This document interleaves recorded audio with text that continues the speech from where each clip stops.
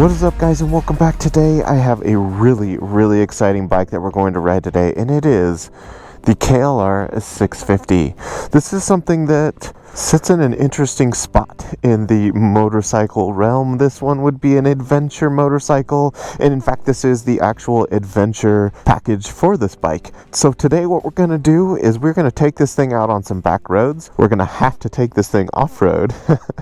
And then because of the way it's set up and designed and kind of the feel of this motorcycle, we're going to take it on the freeway and see how she commutes, because that is something I am interested in. So if you notice, the bike is quite large.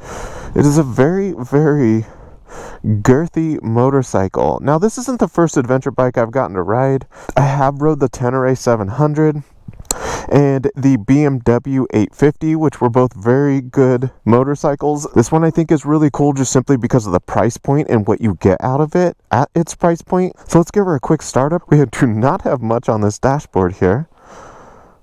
Not much at all. But that's okay. We'll go ahead and get her in neutral real quick, and let's see how she sounds. Yes. A nice little thumper. Not a bad sound.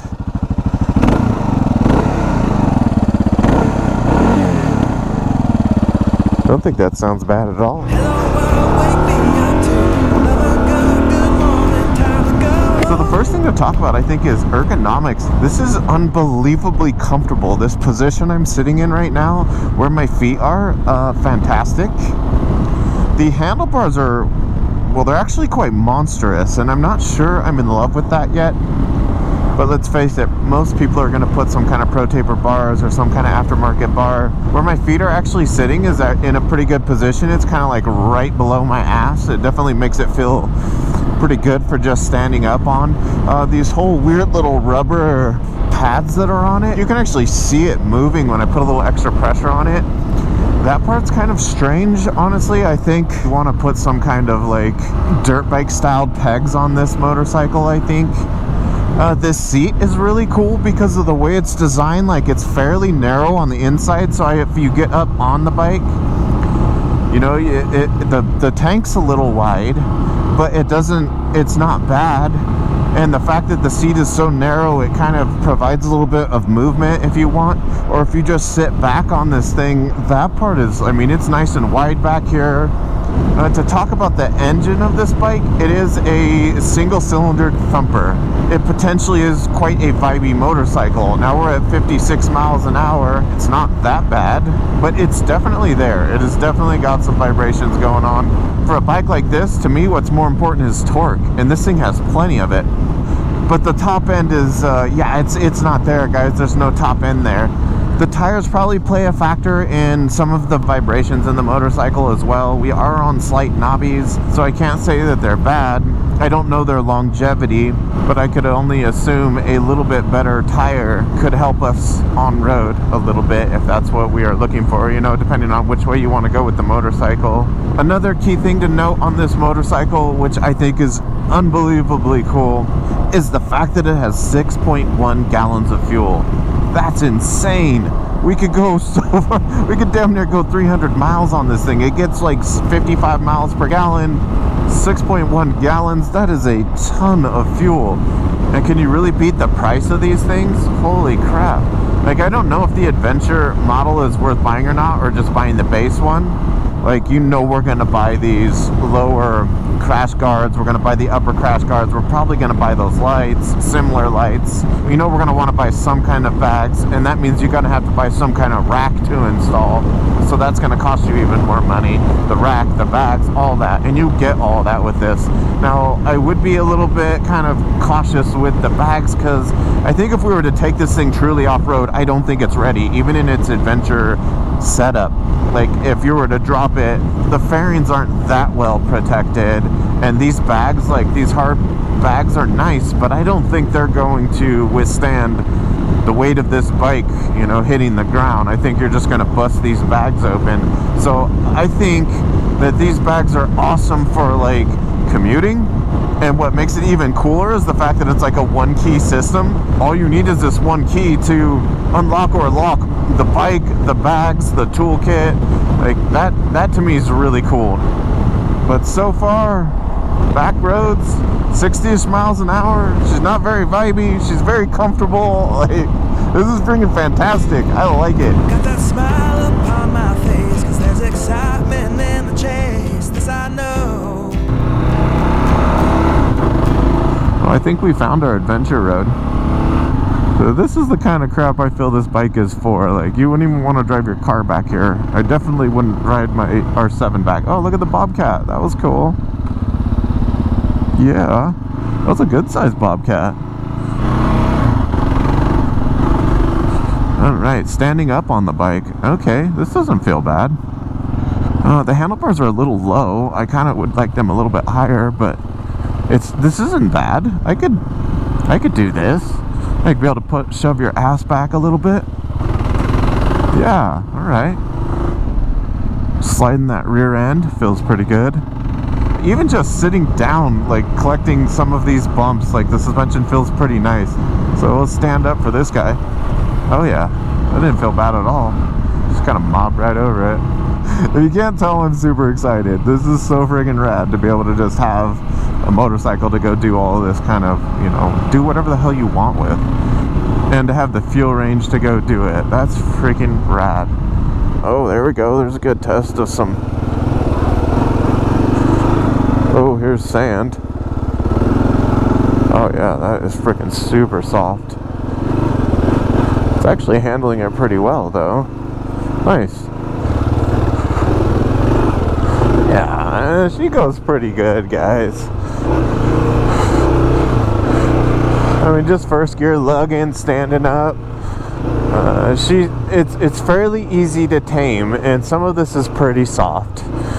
So I don't know. Like, this isn't bad at all in my opinion.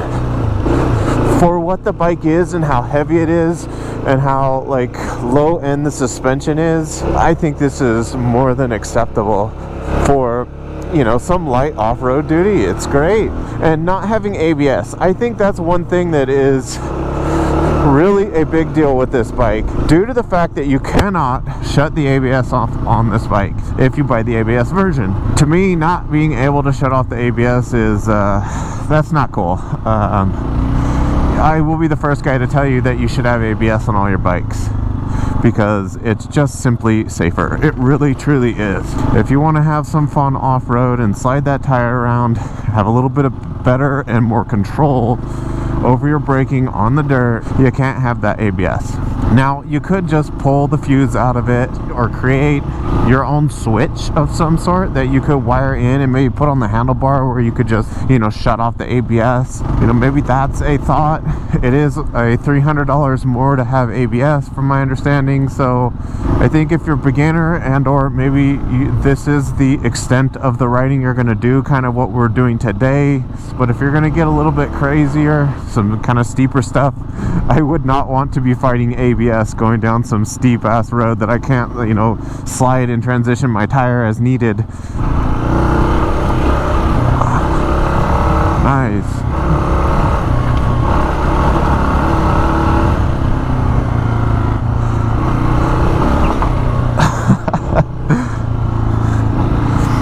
And she's still feeling pretty good.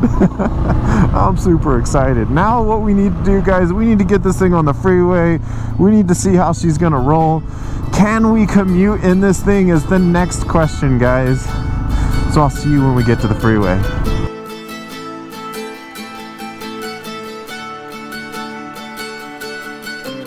All right, we finally get her on the freeway. We're raining, so hopefully it's not too bad for you guys. But you can see the pickup really isn't that bad on this bike. We're already hitting 77 miles an hour just getting on the freeway, over 80. So I guess first impressions, sitting here at 72 miles an hour, which is where I would consider I would probably commonly ride a bike like this anyway, you know, commuting. It's definitely vibey. I can feel it in my butt. I can't really feel it in the handlebar, and I can feel it in my feet. Now, I'm not going to say that the vibe is like overwhelming or too much, but I do think it's worth noting that there's a lot of vibration in this bike. I think it's noteworthy. I don't think that it's a reason not to buy and ride this bike. You know, I mean, we're already going like 82 right now, 83. So, I mean, the bike has plenty of power. Like, if you wrench on it, you know, it's already hitting 90. It's still climbing. I mean, it's not climbing fast, but I would say in general, there's enough power in this bike. There's definitely enough power to be on the freeway with this bike. Maybe I would narrow this bike down to, I wouldn't want to ride this thing for 2 to 3 hours in a row. I think I would want breaks in between. It's really hard to say. I wish I could give you guys a week's worth of commute is what I would like to be able to do, and maybe kind of give you a little bit better interpretation. But I would say in between 70 80 miles an hour, this is perfectly fine to ride in. I don't feel like the bike is giving it everything it has. I do feel that it is giving it, you know, some pretty good effort here, if that kind of helps narrow down the thought of it. So let's get into like some wind. I'm feeling it on my shoulders right now. That's where I'm feeling the majority of the wind. I'm feeling a little bit on the top of my helmet, and I think if we just raise this windscreen just a little bit, depending on your height and your size, obviously, pretty much on the top of my head, just above my eyes, and then the tops of my shoulders is where I'm feeling the wind.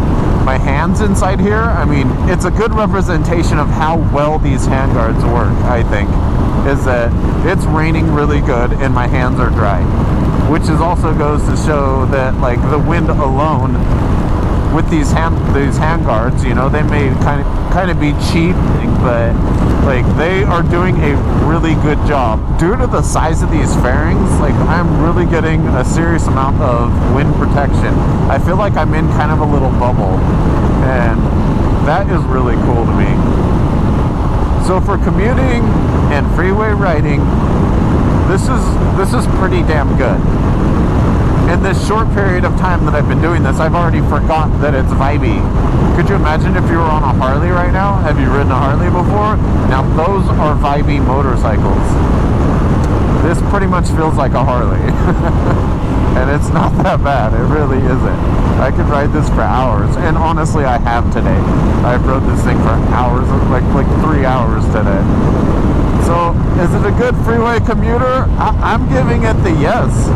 So I hope this was a useful review for you guys. I've really enjoyed kind of reviewing all these Kawasaki motorcycles. This one has been an absolute blast. And I think really like to narrow it down to be able to say like all the things that I did today, from riding back roads, having a blast, to going off road with some minor mobbing around. And now I'm on the freeway commuting. Like, this is an all-around bike. Even with the negatives I have about this bike, which is, you know, no gear select indicator, no RPM rev range, only 5 gears, slightly vibey. But out of all the things that it's doing well for me today, and the price point that you could buy this thing at, yeah, this is a great buy, guys. I think this is a good motorcycle. So thanks again for watching, guys, and I'll see you guys next week. Peace. Hello world, wake me up to another good morning, time to go. Got that smile upon my face, 'cause there's excitement in the chase, this I know. Yeah, I'm going for the ride, and find myself I am alive, and I soar. Still I run toward